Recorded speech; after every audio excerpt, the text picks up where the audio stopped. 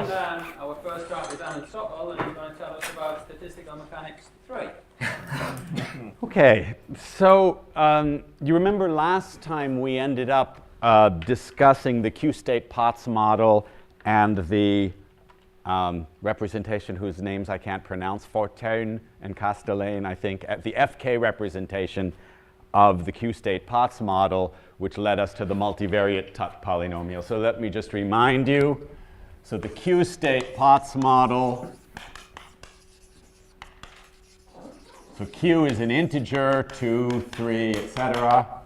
And the partition function, so we have a graph, and remember we have on each edge there's a weight v sub e,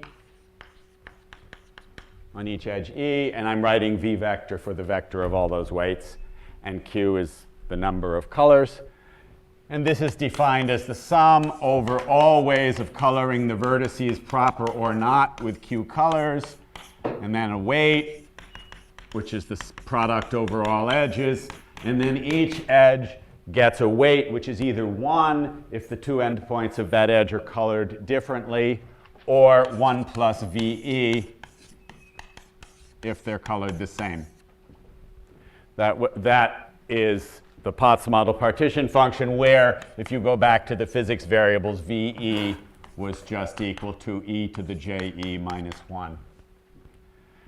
And then remember we did a little bit of algebra, and we found that this was actually equal to sum over subsets of the edge set, Q to the K of A. K of A is the number of connected components in the subgraph VA, and then product of the edge weights belonging to the subset A.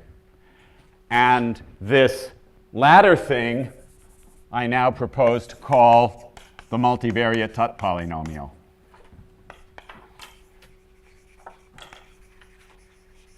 So the multivariate Tutt polynomial is a polynomial in one global variable q and one variable v sub e for each edge e.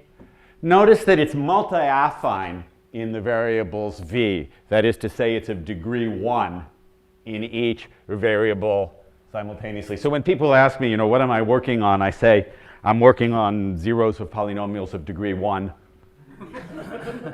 I mean, the point is, the theory of polynomials of degree 1 in each variable separately, in many variables, is a rather deep theory and connects. No, polynomials are non-commutative, or? No, commutative. Everything commutes here. These v's are just.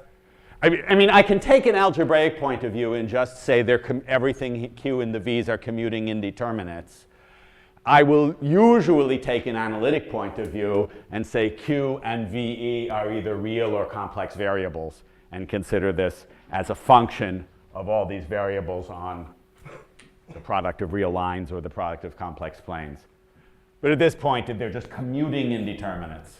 Okay, so the point is, the fundamental thing is this multivariate Tutt polynomial, and what we showed is that for positive integers q, this specializes to the partition function of the Q-state Potts model. And I should also have mentioned here, if, I think Bill mentioned it in his talk, if you set VE equals -1 for all edges E, then you are simply counting proper colorings. Every proper coloring gets weight 1, and every improper coloring gets weight 0.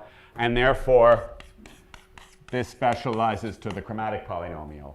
So this is one proof that the chromatic polynomial is indeed a polynomial. Of course, it proves much more than that. Okay. Let me make a few observations about this. I want to link up to as many of the previous talks as possible. I think I'm going to link up to 3 of them.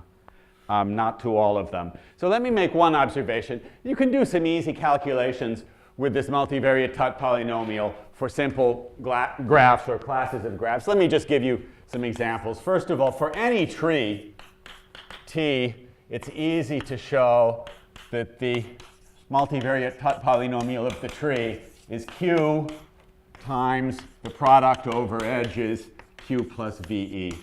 That's quite easy. I leave it as an exercise for you. And secondly, for the cycles Cn, the multivariate Tutt polynomial, it's also an easy exercise. So you've got n edges. So it's product I equals 1 to n q plus Vi. That's the first term. And then it's plus q minus 1, product I equals 1 to n Vi. That's, again, not hard to prove. OK? So let me just observe some unusual things about these two formulas. First of all, the trees, all trees with n vertices and therefore n minus 1 edges have exactly the same multivariate Tutt polynomial. The multivariate Tutt polynomial doesn't see anything about the structure of the tree. Okay. Second observation, the cycles, ZCN. Cycles, of course, have an invariance under rotation, right? I mean, you can rename cyclically the edges and nothing changes in the graph. But this multivariate Tutt polynomial has a much bigger symmetry. It's invariant under all permutations of the edges, cyclic or not. That again seems weird. Well, it's not weird if you listen to Jeff Whittle this morning. The point is that all trees have the same cycle matroid. And the cycle for the cycle Cn, the cycle matrix of those is independent, is invariant under permutations of the edges, because the matroid only sees which sets are independent and which sets are not, or in the case of a graph, which sets of edges form cycles and which don't. And of course, in the cycle Cn, the set of everything forms a cycle and everything else doesn't. And you don't see how these edges are attached to each other. And so the reason that the multivariate Tutt polynomial doesn't see this is the multivariate Tutt polynomial of a graph sees only the graph's cycle matroid, M of G. That's the only thing it sees about the graph. And the reason for that is that the multivariate Tutt polynomial is really matroidal. It's real. I now am convinced that the right framework for looking at the multivariate Tutt polynomial is matroids, not graphs. So let me just illustrate that by the following consideration. Let me just first make a trivial definition. Let me define ZG tilde to be the same thing with a q to the minus number of vertices out in front. Okay, I'll just pull out a factor of q for each vertex. So it's sum a in E, q to the k of a minus the number of vertices, product a in E. Okay? I certainly have a right to define that. But now that I've done that, you see that it's matroidal. See, number of connected components, that's definitely not matroidal. Connected components is not a matroidal thing because the matroid can't see whether two pieces of the graph are disjoint or whether they're connected up at a cut vertex. But number of connected components minus the number of vertices, that is just equal to minus the rank, where rank means rank in the cycle matroid of the graph, exactly as Jeff defined it this morning. And once you realize that, then you say, OK, let M be any matroid, and thus define Z tilde of M, Q and V, to be sum A in E, Q to the minus rank in that matroid, product of edge weight, element weights now we call them. That's the multivariate Tutt polynomial for an arbitrary matroid. It's a polynomial in the V's and in 1 over Q. And notice also you can ask, does the multivariate Tutt polynomial completely characterize the matroid? Well, at the matroid level, it's obvious that it does. Because a matroid is characterized by its rank function. That's one of the axiomatizations. And the multivariate Tutt polynomial is nothing other than an algebraic encoding of the rank function. You write down every subset of the edge set, of the element set that there is. You put the appropriate monomial, and then you put q to the minus rank. So of course, it characterizes exactly the matroid. So I think that matroids are the right framework for looking at the multivariate Tutt polynomial, although, of course, particular theorems may be true for restricted classes of matroids. Maybe graphic, maybe co-graphic, maybe binary, whoever. We really don't know much. But at least that's the framework that I'd like to look at things at. Okay, let me now mention a second subject about the multivariate Tutt polynomial that came up, I think, as a question in Bill Jackson's talk. Had to do with the spanning tree polynomial and other polynomials. And I want to very quickly show how several different interesting polynomials can be gotten as specializations of the multivariate Tutt polynomial. In particular, q goes to 0 limits. And so I'm going to actually make a diamond diagram.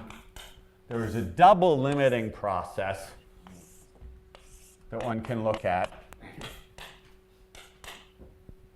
And so the most obvious limiting process is just take q go to 0 with the v's fixed.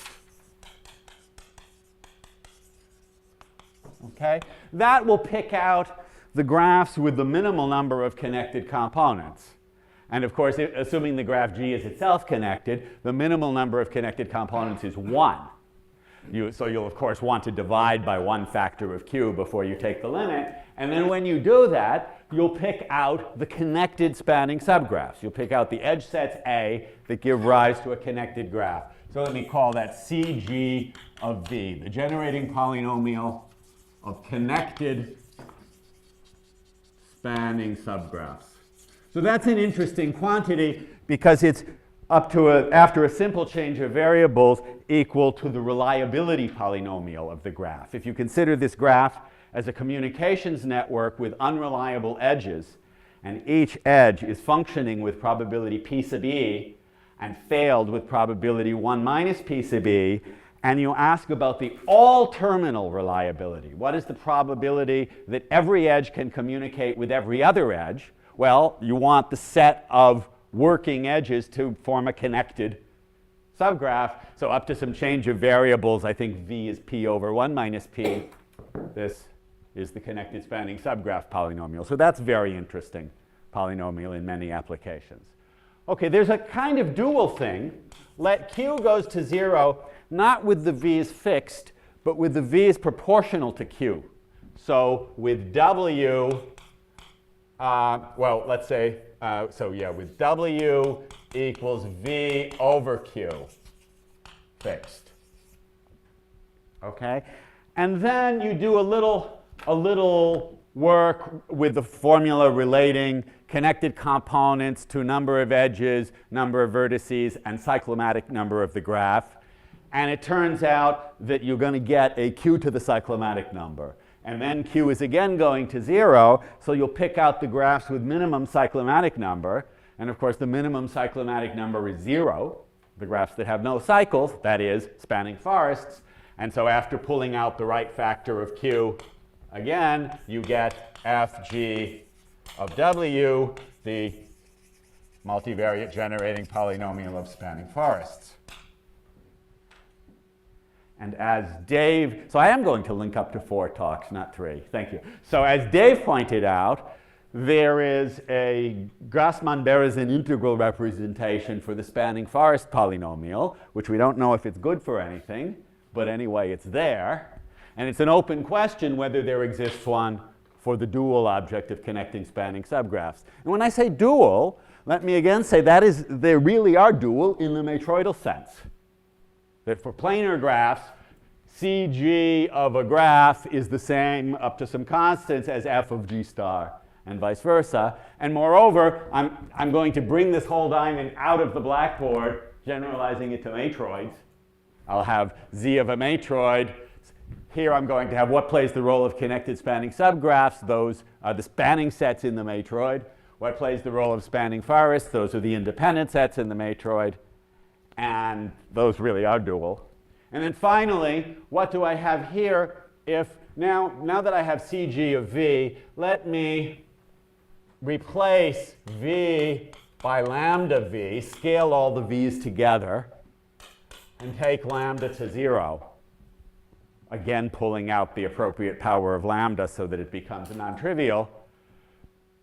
That will pick up the connected spanning subgraphs with the minimal number of edges. What are they? They're the spanning trees. Again, assuming that G is connected.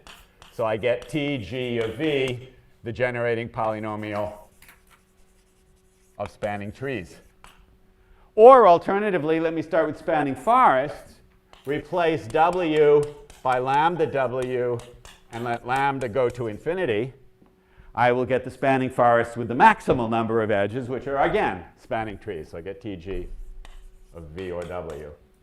And finally, if you want, you can actually go here in one step. You can guess how you do it. Here you let Q go to 0 with V fixed. Here you let Q go to 0 with V proportional to Q. If you let Q go to 0 with V proportional to a fractional power of Q that's strictly between 0 and 1. So Q goes to 0 with V proportional to Q to the alpha, alpha between 0 and 1, then after pulling out the right power of Q, you'll get directly the spanning trees. And so the thing that I like to point out is there are many, many things that are known about the spanning tree polynomial of graphs. Some of them will be discussed next week in various people's talks. I'm not sure whose.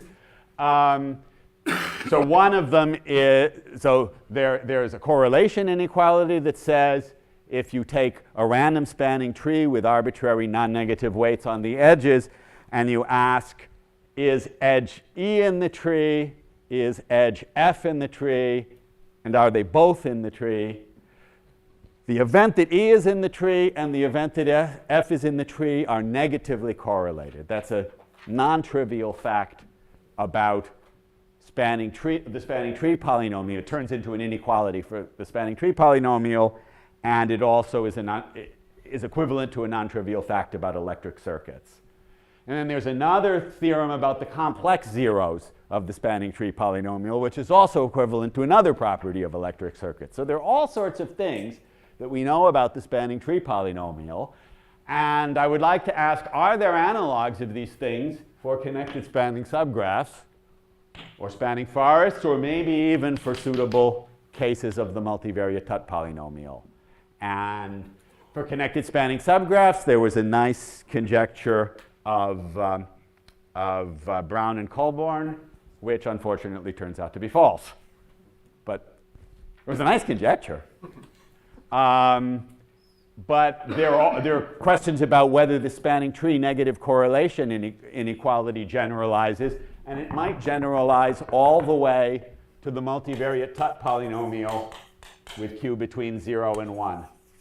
That's a big negative correlation question mark. It's a big open question. I shouldn't say big, because whoever succeeds in proving it, if it's true, it may be that once we have the proof will turn out to be easy. It's just, now we don't even know if it's true. Okay, yeah, question. Is it true for series parallel graphs? The negative correlation conjecture? Potts model, yes. I think so. I remember discussing this with P. Mantle. Sorry, it is in your paper. Okay, so it is true. So, oh, I see. So this most general thing is true for series parallel graphs. And I think Robin P. Mantle wrote me a few years ago saying it's also true for K4. Yes. So there's some progress, right? If it's true for series parallel graphs and it's true for K4, maybe it's true for everything? That's a bit of a stretch. It is a bit of a stretch. But it's better than the stretch that I made for the Brown-Colborn conjecture, where I proved it for series parallel graphs only, and then guessed that it was true for all graphs. And then one day I get this email from this guy I had never met named Gordon Royal, who said, did you know that the conjecture was false for K4? I said, no. Okay. Let me now try to link up with Bill's talk. He talked about flow polynomials. So in particular, he told you two amazing facts. So he told you about flows taking values in an abelian group gamma. And he told you that the number of nowhere zero flows depends only on the order of the group and not on the structure of the group. That's surprising, at least to me. And secondly, that the dependence on the order of the group is polynomial in the order of the group. It's called the flow polynomial. That's also surprising. Let me prove both of those to you. And again, as we did for the Potts model, which is a generalization of the chromatic polynomial, let me do the same thing for the flow polynomial. I will introduce a generalization, which I'll call the multivariate flow polynomial. So again, we have a group. We have a graph, G, and we have an abelian group, gamma, and let me define F sub G, F for flows, which you won't confuse with F for forests, of gamma, and I'm going to introduce a bunch of edge weights, which I'll call U. And here is this multivariate flow polynomial. It's sum over all gamma flows psi, which Bill already defined for you, and then product over edges in the graph. And the weight is 1 if the flow on that edge is non-zero, and it's 1 plus UE if the flow on that edge is 0. So it looks a lot like the Potts model partition function that I wrote up there. Okay? That's the multivariate flow polynomial. And again, you see, if UE equals -1 for all edges, then we get nowhere zero flows. We count nowhere zero flows because every nowhere zero flow will get weight 1 and all other flows will get weight 0. So this generalizes the counting of nowhere zero flows. So let me show you that this, first of all, only depends on the order of the group. Secondly, is a polynomial in the order of the group and in the U's. Okay? I'm going to do it by the same method that I used for getting the Fortune-Castellane representation for the two-state Potts model. I'm going to expand out this product. So for each edge in the product, I either have to take a 1 or take a U delta. Let me do the reverse of the convention that I took last time. Let A be the set of edges for which I take 1. And it's a little more convenient here. And let U take UE for all the other edges, okay? So I get sum over all subsets A. For every edge that's not in A, I get a factor UE. Okay, now what do I get? Well, for every edge that's not in A, I've got a delta function that says the flow on that edge is 0. Which means that the edge might as well just not be there. And so what do I get left? What I get is on A, on the subgraph with vertex set V and edge set A, I'm asked to count all gamma flows. Okay? But it's easy to count all gamma flows on a graph precisely because, as who was it who pointed out? I think Dave pointed it out, and then Jeff Whittle pointed it out. The directed vertex edge incidence matrix of the graph is totally unimodular. So the upshot is counting all gamma flows on a graph doesn't matter what the group gamma is. If the order of the group gamma is Q, then the number of such gamma flows is just Q to the cyclomatic number. Q to the number of linearly independent cycles. You can find a basis for these flows in which the flows are just send some unit of flow around the fundamental cycles. So the upshot is you get Q to the C of A, where C of A is cyclomatic number of the graph VA. But cyclomatic number of the graph VA is also, I would have to think this out. It's A cardinality of A minus cardinality of V plus the number of connected components, right? I always have to think it out. If you have one connected component, then a tree that has no cycles, the number of edges is number of vertices minus 1, and then every additional edge gives you an independent cycle. So that's that. So then you plug this in, and what do you get? You get simply q to the minus v, and then the product of all edges that are not in A, let me instead write it as product over all edges, and then product of edges that are in A, 1 over u sub E. And when all is said and done, you just get q to the minus v, the multivariate Tutt polynomial of q and q over u, where, of course, division is understood edgewise. I think I got that right. So the upshot is the multivariate flow polynomial is just the multivariate Tutt polynomial in disguise, with the variables kind of dualized. U goes to a v, which is q over u. So the multivariate Tutt polynomial, multivariate flow polynomial is the multivariate Tutt polynomial. If you want, and in particular, we've proved that it's independent of the structure of the group gamma, and we've proved that it's a polynomial in Q. And finally, if you are interested in the ordinary flow polynomial, you just specialize to all the u's equal to minus 1, and you get q to the, I'm sorry, there was a product over all the u's that I forgot here. You get q to the minus v minus 1 to the number of edges, gg of q and minus q. So just as all v's equal minus 1 gives you the chromatic polynomial, we now have the dual statement, all v's equal minus q gives the flow polynomial. And in fact, I should say, again, when I said dual statement, it really is a dual statement because there's really a matroid duality. Yeah, sorry. Do you think here you need to take the summation of all subset E of A? I did take this summation, Also and this summation is the multivariate Tutt polynomial. But here, what's A? Oh, sorry, this is E. Okay. It's just a trivial prefactor. Thank you. Sorry. I'm sorry, I know I'm going fast because there's some more nice things that I want to show you. So, I should have said, by the way, everything I'm saying about the multivariate Tutt polynomial is in a review article of mine from the British Combinatorial Conference 2.5 years ago. So it's math.co 0503-607. So you can find lots of other things about the multivariate Tutt polynomial there.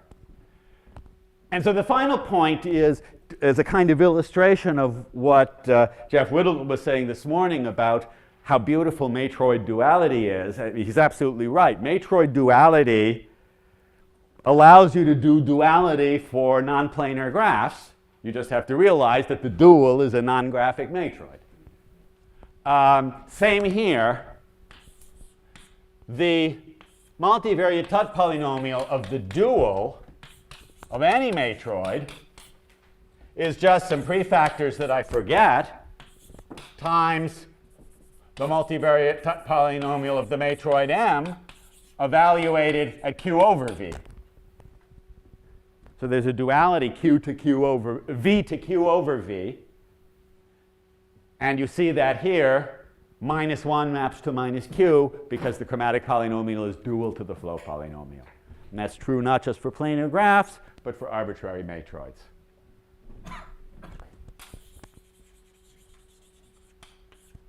So there are lots of, yeah. Explain that Q divided by V bar, V vector.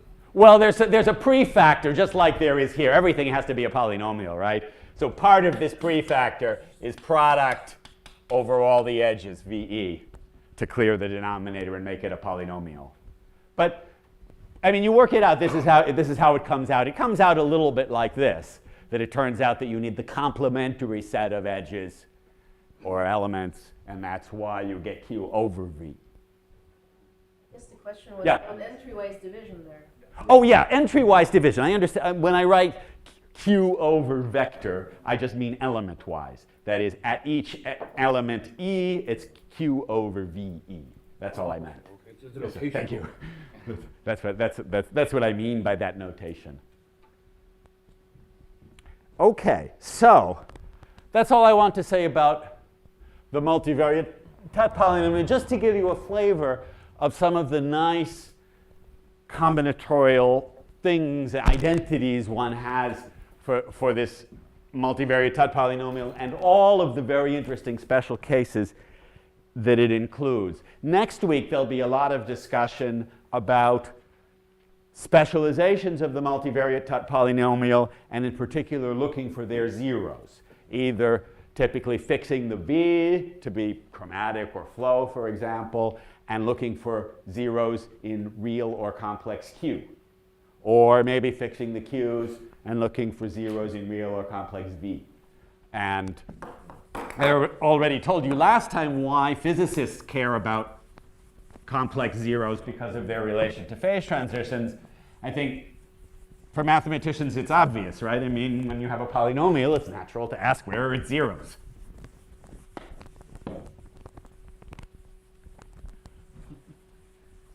Okay, let me now switch topics. Go back to the Ising model.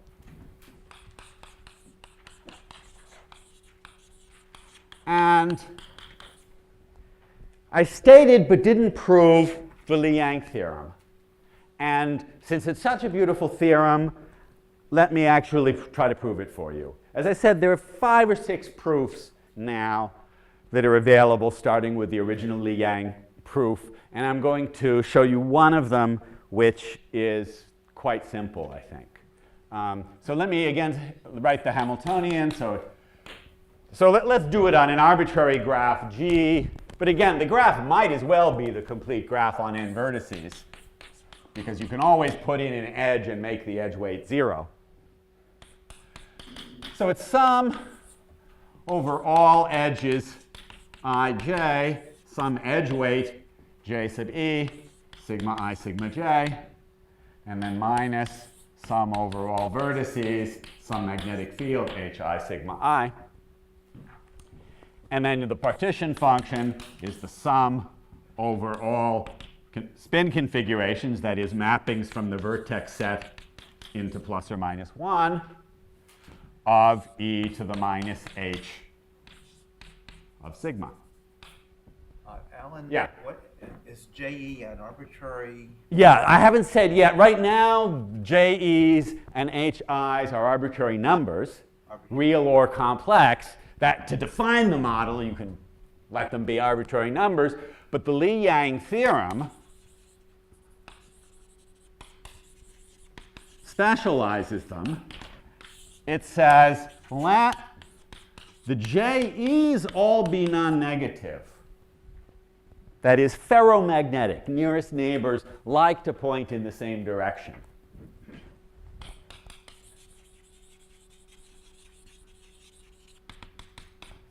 And let the HIs be complex. So I'll write H vector, the HIs. So the H's are complex. Then, if real part of HI is strictly positive for all I, the Ising partition function is not 0. And of course, by symmetry, if real part of HI is strictly negative for all I, Z is not 0. So you have this partition function is non-vanishing in a rather large chunk of the n-dimensional complex space, product of right half planes. Okay? That's beautiful theorem. Before I prove it, let me state to you a second theorem, which at first looks a little bit different from this theorem, but I'm going to make it look very similar. And this is the Heilmann-Lieb theorem for matching polynomials, which again is probably better known in its univariate version than in its multivariate version. But the multivariate version is the really fundamental one, I contend. So let me say what this is. So you remember from whose talk was it? Was it Bill's talk? What a matching is, right? A matching is what?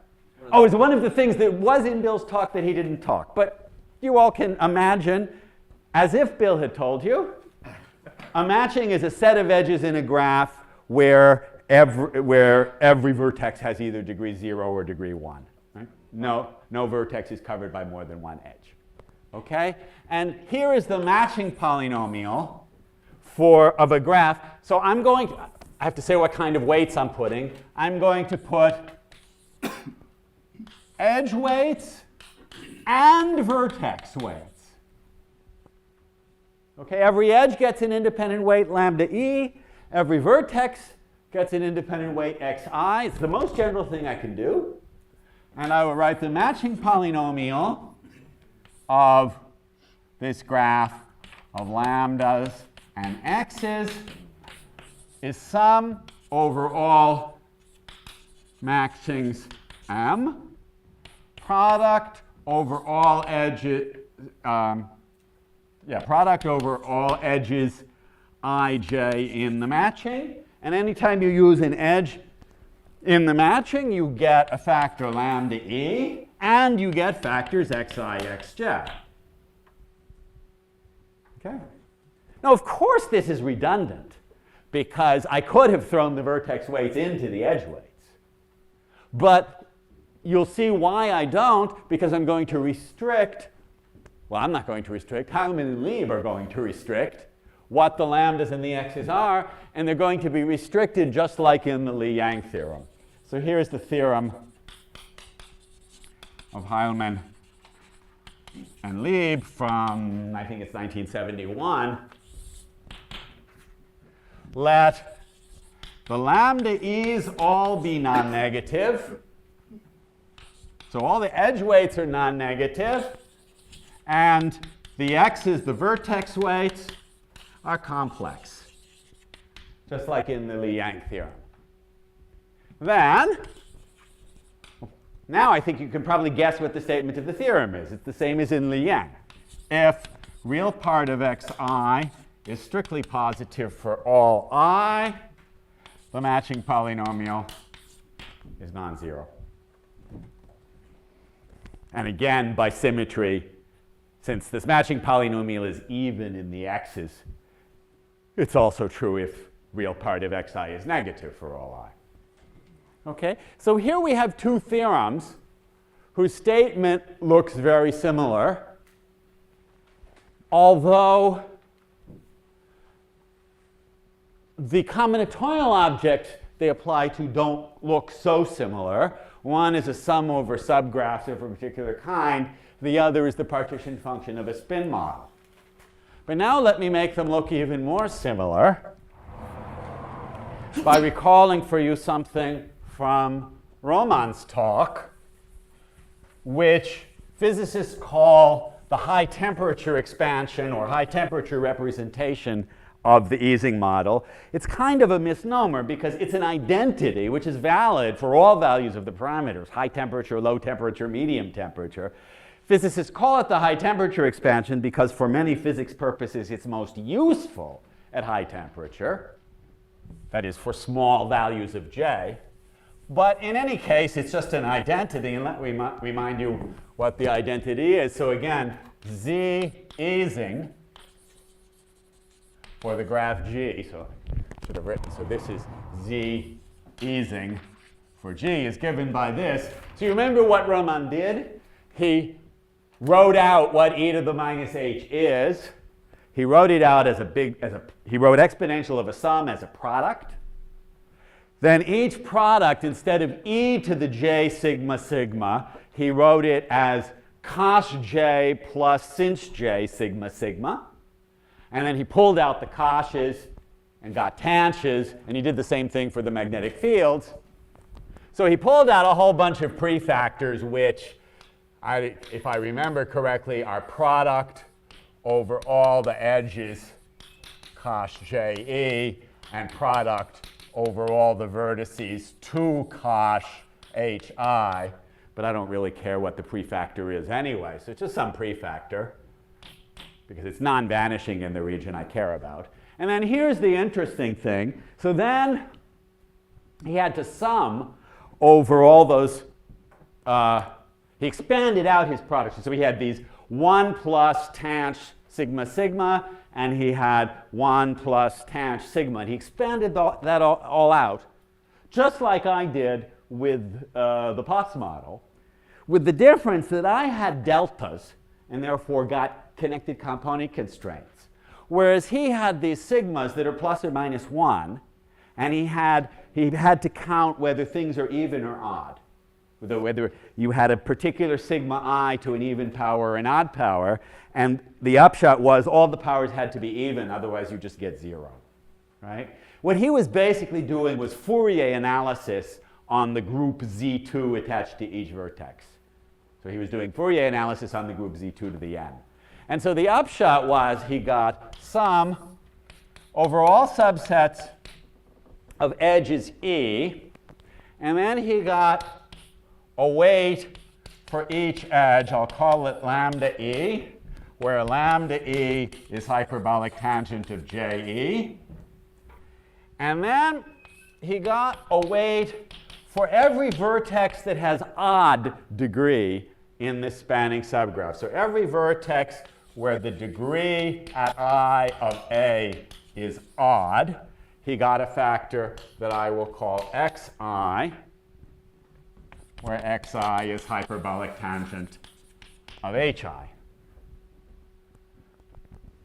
Okay? This is beginning to look a lot more like Heilmann-Lieb. Because Heilmann-Lieb is also a sum over various subgraphs. I said sum over matchings, but instead you can say sum over all subgraphs, where every edge gets a factor lambda E, and every vertex gets what weight?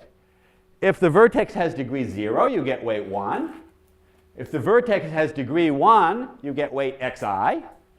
And if the vertex has degree 2 or more, you get weight 0. Okay? So this is sum over subgraphs with edge weights lambda E and vertex weights that depend on the degree, and the weights are 1, xi, and then all 0 forever after that for higher degrees. This is exactly the same sum, but the weights, instead of being 1, xi, and zeros, are 1, xi, 1, xi, 1, xi, and so on. The weights are 1 for even degree and xi for odd degree. So these two things are very similar, and finally, they become identical when you realize tanh maps the right half plane onto the right half plane. So if the hi having positive real part is the same as xi have positive real part, it's an easy calculation. Okay? So, and of course, if je is non-negative, lambda e is between 0 and 1. But I'm actually going to prove something a little more general. I'll prove this theorem for lambdas non-negative. So then we're exactly in the same story as Heilmann-Lieb. So I claim with this polynomial, if the lambda e's are all non-negative and real part of xi is greater than 0 for all I, then z g easing is not 0. Okay? So these two theorems are virtually identical. They're both sum over sets of edges with non-negative edge weights, and then the vertex weights depend on the degrees. In one case, the vertex weights are 1x, 0, 0, 0. And in the other case, the vertex weights are 1x, 1x, 1x. Okay? Let me give you, I thought that was supposed to be my cell phone that rang. The last time that my cell phone rang the other day, I thought it was my wife calling. It turns out it was my 1.5-year-old daughter who was playing with her cell phone and hit the green button which says dial the last dialed number. Just a little embarrassing. Okay. So let me give a unified proof of both of these theorems. Okay? Here's how I'm going to do it. Let me first prove this property, which, by the way, is sometimes called the fact of the being non-vanishing in the product of right half planes, sometimes called Hurwitz stability. Some of us have called it the half plane property, which is maybe a bad name because sometimes maybe it should be called the right half plane property, because next week Julius Vorsea is going to talk about the upper half plane property. Which he would say is the right half plane. Right. Well, okay. Anyway, there are different half plane properties which are all equivalent if the polynomial in question is homogeneous, as for example the spanning tree polynomial. But as soon as you have inhomogeneous polynomials, then they're different. Okay, so I'm going to give you a unified proof of the Li-Yang theorem and the Heilmann-Lieb theorem, and I'm going to do it by first proving a trivial theorem. What if instead of my weights being 1x, 0, 0, 0, or 1x, 1x, 1x, 1x, we're just 1, 1, 1, 1, 1? So let me call that P of lambda and x, the trivial thing. Well, if the weights are 1, 1, 1, 1, 1, then it's sum over all subsets A in E, product over all edges ij in A, lambda E xi xj. Well, that's product over all edges. For each edge, you can take either 1 or lambda xx independently for each edge, so it's just the product over all edges of 1 plus lambda xx. Okay? This is the prototype polynomial with the right half plane property. If xi is in the strict right half plane and xj is in the strict right half plane, then their product is anything but a anything but a negative real number. But if the lambdas are non-negative, xi xj being a negative real number is what you need for a 0. So this can't vanish precisely in the condition we're talking about. So this is the prototypical polynomial that has the half plane property. Did you say 1, 1, 1, 1, 1? Oh, I'm sorry. No, sorry. Sorry. You're right. 1 xi squared, xi cubed. Sorry. You get a weight xi every time an edge hits I. Sorry about that. Thank you for fixing that. Yes. Okay? So this is the prototypical one. So this is in certain sense the non-interacting model, right? You get a weight xi when each and every time that the vertex I is occupied by an edge and different edges don't interact at all. Okay? And that has the desired property. So to show that Li-Yang case and Heilmann-Lieb case have the half-plane property, I'm going to prove a general theorem about what happens when you take a polynomial in many variables that has the half-plane property and do some things to it. I'm going to define two constructions. So I start with a polynomial p of a bunch of variables, which is a totally general polynomial. So it's sum over all multi-indices n, c sub n, x to the n. I think all of Dave and various people use this multi-index notation, right?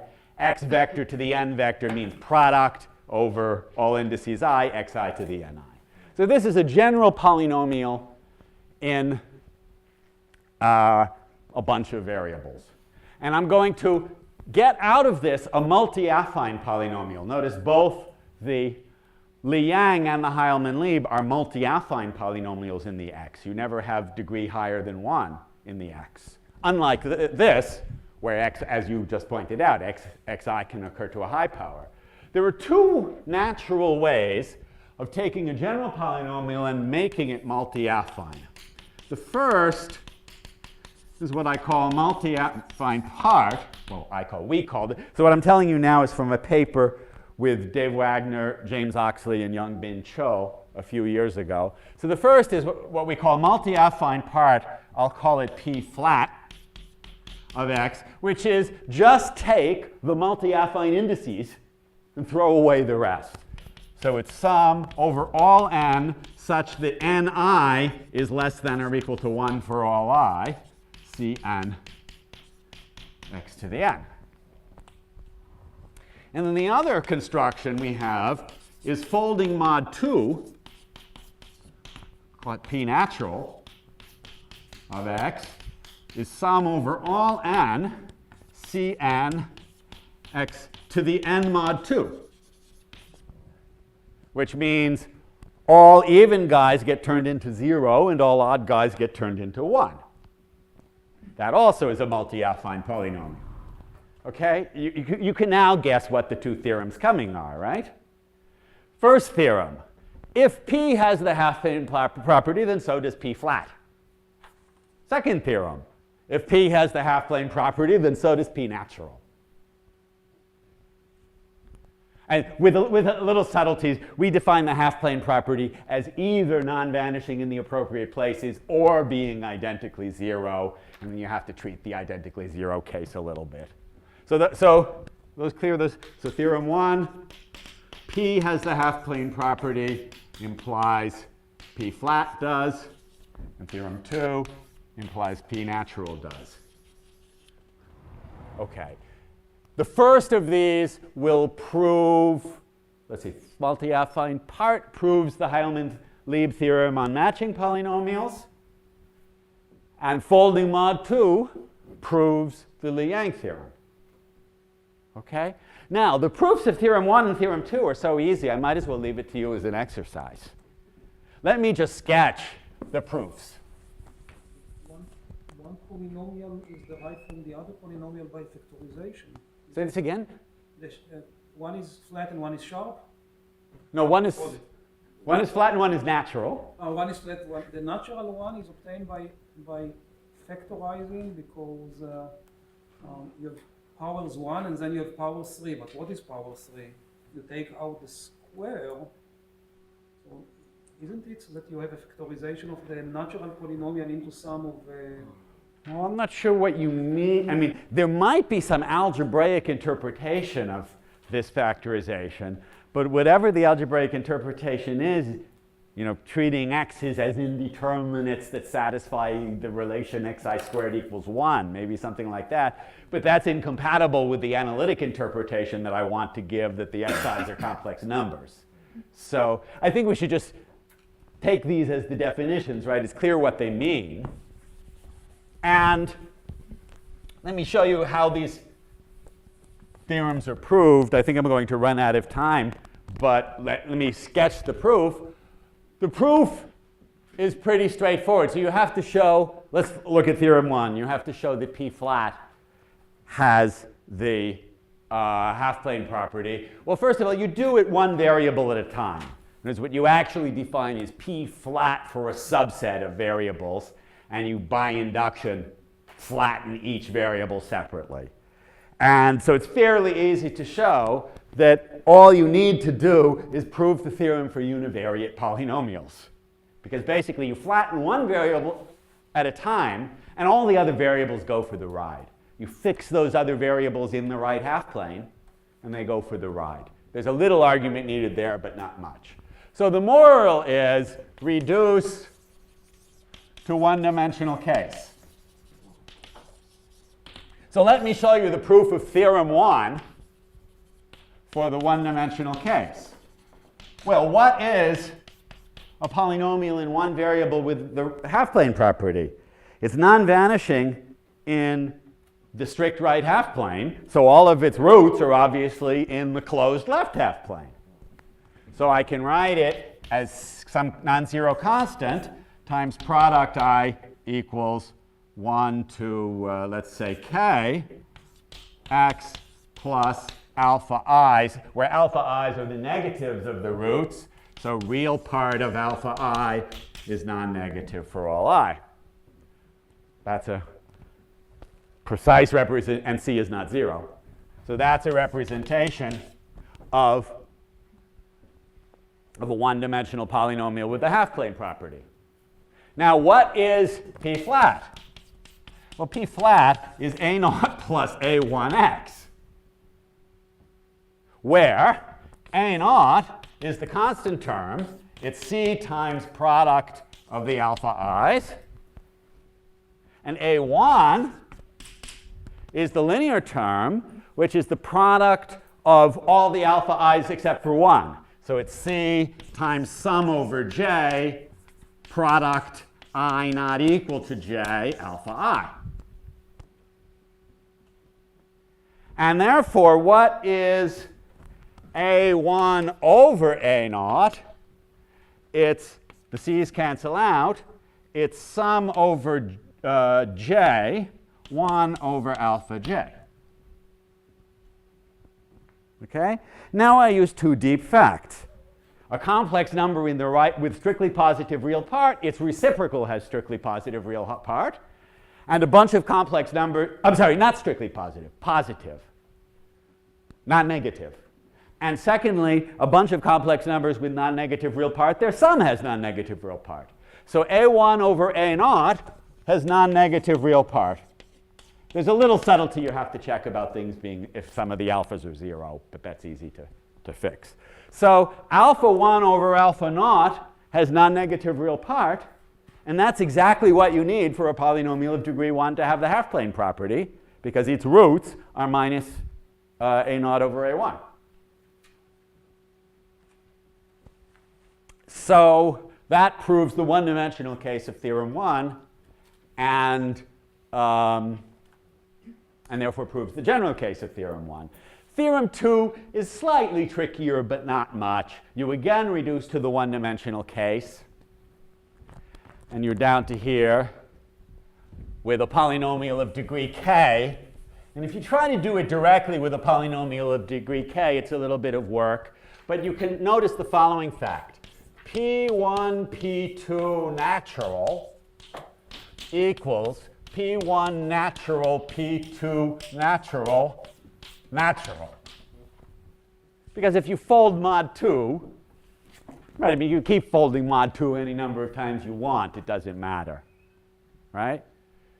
And I will apply this where P1 is one of the linear factors in this one-dimensional case, and P2 is the product of the other factors. And by doing this iteratively, the upshot is I only have to prove the theorem for k equals 2. So you take a quadratic polynomial with the half-plane property and do a calculation. You calculate what is p natural. And you do a little games using, again, the same fact that reciprocal of a number with positive real part has positive real part. And you're done. It's about 2 lines. So the moral is that the Li-Yang theorem and the Heilmann-Lieb theorem not only can be combinatorially transformed so that they look very, very similar, but there's a unified proof.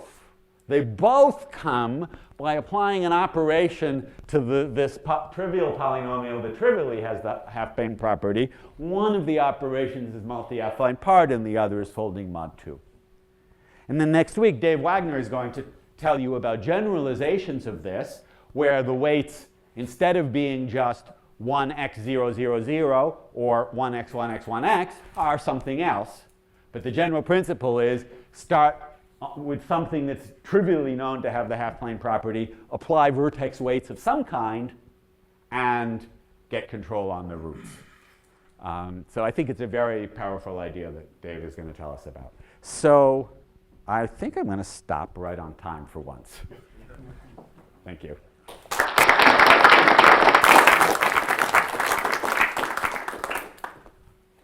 Yeah. What's the history of this? You said Heilmann-Lieb is 51? And So Li-Yang is 1952, and then since then there have been many proofs. There's a Sano contraction in the 1960s.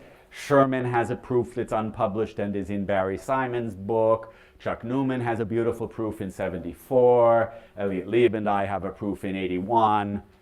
And then this proof is really a variant of a Sano contraction in different variables.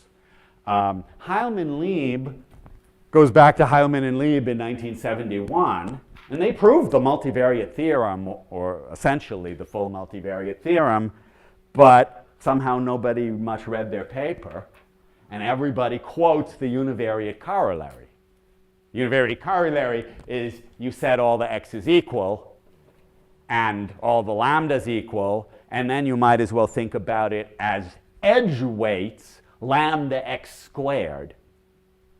And since the theorem says, remember how the argument goes, the multivariate thing says there are no roots in the product of left half planes, no roots in the product of right half planes. Therefore, univariate specialization, the roots are all on the imaginary axis. And in the variable lambda x squared, the roots are all on the negative real axis. That's the corollary that is usually quoted, but I contend that it's really the multivariate result that's more powerful. And let me give an embarrassing possible counterexample to that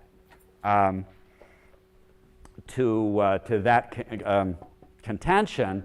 A few years, so the matching polynomial for a graph G is the same as the independent set polynomial for the line graph of G. Just another term for the same thing. And as, who was it? Bill told us, line graphs are a subset of the family of claw-free graphs. So it's a natural thing to ask, does the independent set polynomial of claw-free graphs have only negative real zeros? And a lot of us tried to prove it and failed. And then Paul Seymour and Maria Trudnovsky, within a week of hearing of this conjecture, came up with a proof. Very embarrassing, I mean for us. And not only did they come up with a proof, but their proof is univariate, because I don't even know what the right multivariate generalization of that result would be.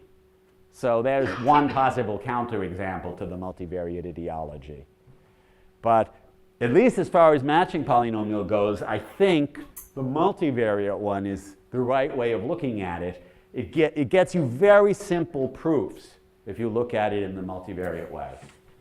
You can do inductions of various kinds or operations like this. You saw, I did an operation on the xi's independently, one at a time. If the xi's were all equal, I couldn't have done that.